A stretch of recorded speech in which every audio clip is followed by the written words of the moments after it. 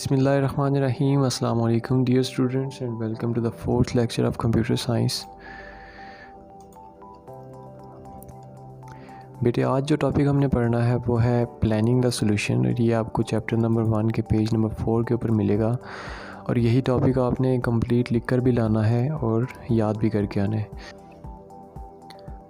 Planning a solution.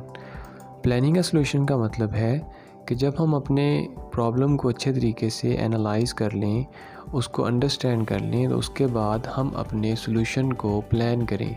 यानी कि जिस तरीके से हमने अपने प्रॉब्लम को सॉल्व करना है हम उस तरीक़ेकार का प्लान बनाएं कि हम ये स्टेप्स फॉलो करके अपना प्रॉब्लम जो है उसको सॉल्व करेंगे। तो ये चीज़ कहलाती है planning a solution. This phase includes finding the right strategy for problem solving. Strategy कहते हैं हिकमत अमली को। तो इस फेज़ के अंदर यानी कि इस स्टेज के ऊपर आके हमने क्या करना होता है, हमने एक हिकमत अमली बनानी होती है अपने प्रॉब्लम को हल करने के लिए।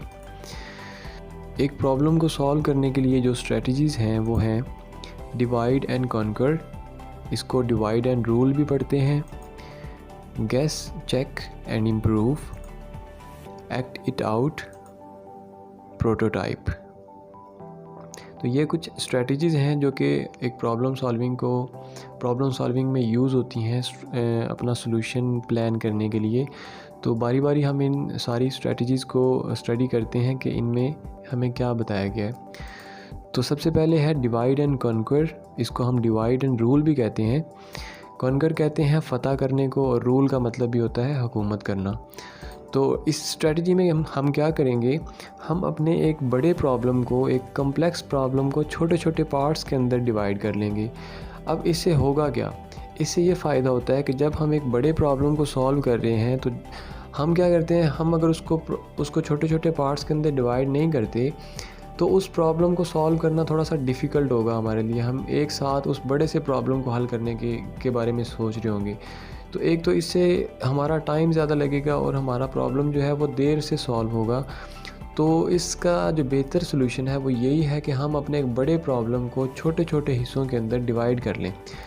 और ये एक वॉर स्ट्रेटजी भी है, जंगों की हिकमत अमली भी है कि पुराने वक्तों में जब जंगें लड़ी जाती थीं तो क्या होता था कि अगर किसी लश्कर की तादाद बहुत ज़्यादा होती थी तो उसको वो ऐसे उलझा के डिवाइड करते थे कि वो छोटे छोटे पार्ट्स में डिवाइड हो जाता था, फिर उनके साथ लड़ना इजी होता था। तो ये एक वॉर स्ट्रेटजी भी है और ये हर काम में अप्लाई होती है कि आप अपने बड़े से काम को छोटे छोटे पार्ट्स में डिवाइड कर लें और फिर बाद में उन छोटे छोटे पार्ट्स के ऊपर अलहदा से काम करके उनको सॉल्व कर लें। तो ये है डिवाइड एंड कॉन्कर। नेक्स्ट जो स्टेप है वो है गेस, चेक एंड इम्प्रूव। जैसे कि हमारे नाम से ज़ाहिर है कि सबसे पहले आपने गेस करना है कि हमारा सॉल्यूशन कौन सा है और उसके बाद फिर आपने चेक करना है क्या जो हम सॉल्यूशन जिस स्ट्रेटजी के साथ हम अपना ये सॉल्यूशन सॉल्व कर रहे हैं, अपना प्रॉब्लम सॉल्व कर रहे हैं, क्या उससे हमारा जो करेक्ट सॉल्यूशन है वो निकल रहा है या नहीं, यानी कि इसका ये करेक्ट सॉल्यूशन है या नहीं। अगर तो उस तरीक़ाकार से हमारा जो प्रॉब्लम है वो अच्छे तरीके से सॉल्व हो रहा है फिर तो ठीक है। अदरवाइज़ हमें क्या करना होगा, हमें उसको इम्प्रूव करना होगा, यानी कि उसकी रिफ़ाइनमेंट करनी होगी। The designer guesses a solution to a problem and then checks the correctness of the solution. कि एक डिज़ाइनर जो होगा, जो भी उस प्रॉब्लम को सॉल्व कर रहा होगा, जो भी उसका सॉल्यूशन फाइंड कर रहा होगा प्रॉब्लम का, वो क्या करेगा, वो चेक करेगा करेक्टनेस, यानी कि क्या मेरा सॉल्यूशन ठीक है या नहीं। अगर तो सॉल्यूशन ठीक नहीं है तो वो क्या करेगा, ही और शी रिफाइंस द सॉल्यूशन। तो जो भी प्रॉब्लम को सॉल्व कर रहा होगा वो उसको रिफ़ाइन करेगा, यानी कि खालिस बनाएगा, उसको बेहतर करेगा, इम्प्रूव करेगा। The refinement is an iterative process. Iterative कहते हैं मरहलावार एक प्रोसेस है, यानी कि एक दफ़ा हम अपने प्रॉब्लम को रिफ़ाइन करेंगे, सॉल्यूशन को रिफ़ाइन करेंगे और फिर चेक करेंगे कि क्या अब रिफ़ाइन होने के बाद हमारा सॉल्यूशन ठीक हुआ है या नहीं। अगर ठीक नहीं हुआ होगा हम दोबारा उसको रिफ़ाइन करेंगे। तो इसलिए ये कहा जा रहा है कि the refinement is an iterative process, के इसमें ये मरहलावार इसकी रिफ़ाइनमेंट होती है, एक साथ एक ही दफ़ा में रिफ़ाइनमेंट इसकी नहीं हो जाती। जो नेक्स्ट स्टेप है वो है act it out. Act it out का मतलब होता है अमल करना।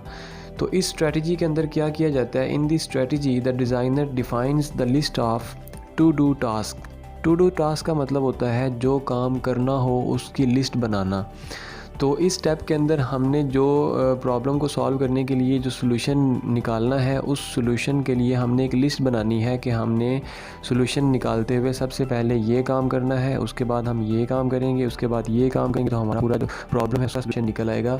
तो इस तरीके से हम एक लिस्ट बनाते हैं अपने उस सॉल्यूशन के लिए, तो इसको कहते हैं to do list. Afterwards he और शी परफॉर्म्स द टास्क। जब हम एक लिस्ट बना लेंगे तो हमें पता होगा कि सबसे पहले हमने ये काम करना है, उसके बाद ये करना है, उसके बाद ये करना है।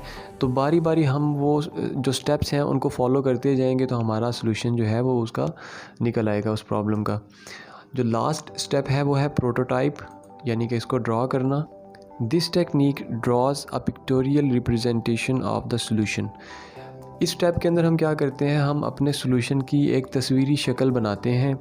हमने प्रॉब्लम का जो भी सॉल्यूशन फाइंड करना होता है हम उसको एक पिक्चर की फॉर्म में ड्रा करते हैं और देखते हैं, एक स्टेप्स बना के देखते हैं कि हमारा सॉल्यूशन जो है वो इस तरीके से निकलेगा।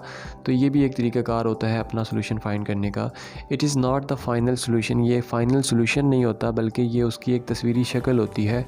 However, it may help a designer to understand the important components of the solution। तो इससे क्या होता है कि जो डिज़ाइनर होता है उसको उस प्रॉब्लम के जो मेन कंपोनेंट्स होते हैं, जो उसके मेन अज्जा होते हैं, उसको समझने में बहुत ज़्यादा मदद मिलती है। तो ये था हमारा आज का टॉपिक। आपने ये सारा अच्छे तरीके से अपनी नीट कॉपीज़ के ऊपर लिखना भी है, इसको याद भी करना है, और आपने फ्राइडे को अपनी नीट कॉपीज़ जो हैं वो स्कूल ऑफिस में सबमिट करवानी है, और मंडे को आपने अपनी कॉपीज़ कलेक्ट करनी है लाजमी। तो ये काम आपने लाजमी लिखना है अपनी नीट कॉपीज़ के ऊपर।